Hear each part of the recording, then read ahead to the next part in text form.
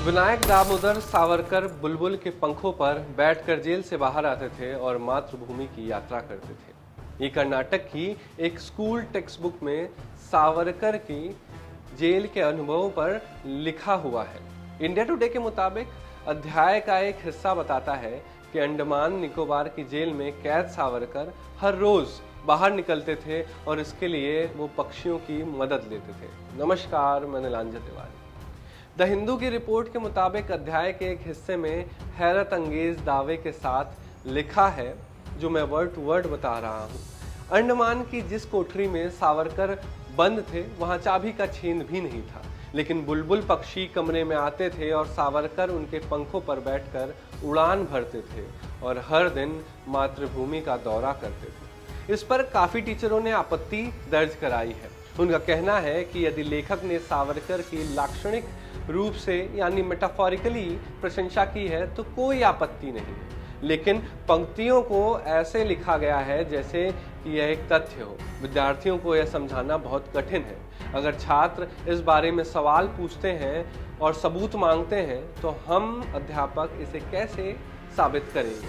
10वीं क्लास के बच्चे समझदार होते हैं, वे किस तरह से इसे स्वीकार करेंगे कि बुलबुल के पंख पर सावरकर किस तरह मातृभूमि का दौरा करते थे। यह पता चला है कि 8वीं कक्षा कन्नड़ 2 पाठ्यपुस्तक में लेखक केटी ने रक्त समूह पाठ के बजाय गट्टी का कलावनु गिद्दावरू पाठ दिया है। यह पाठ एक यात्रा वृत्तांत है जहां लेखक अंडमान सेलुलर जेल के बारे में बात करता है, जहां सावरकर को अंग्रेजों ने कैद किया।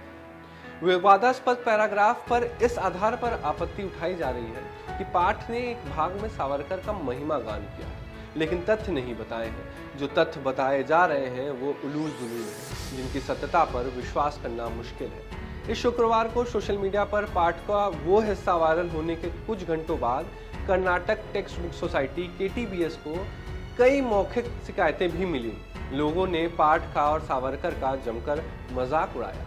हालांकि कर्नाटक के शिक्षा मंत्री ने इसे सही ठहराया है।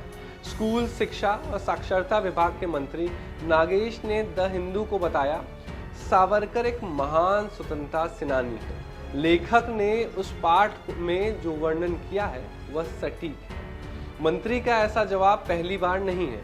मंत्री और उनकी पार्टी BJP के लोग सावरकर और अपने अन्य कथित स्वतंत्रता सेनानियों के बारे में तथ्यों के साथ बचाव नहीं कर पाते तो उल्टे सीधे जवाब देते हैं। इससे पहले राष्ट्रीय स्वयंसेवक संघ के संस्थापक केशव बलिराम हेडगेवार का एक भाषण विवादास्पद हो चुका है, जिसका प्रचार कर्नाटक सरकार ने किया था। क्यों खतरनाक है यह सब, आइए इस पर बात करते हैं।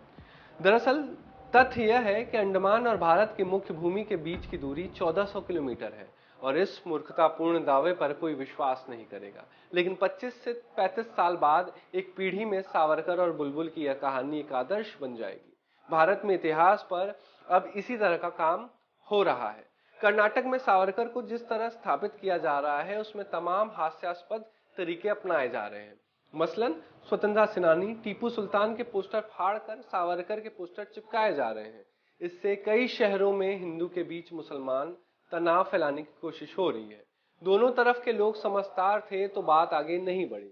कर्नाटक में जो दर्जा टीपू सुल्तान को प्राप्त है उसे सावरकर के पोस्टर लगाकर स्थापित नहीं किया जा सकता।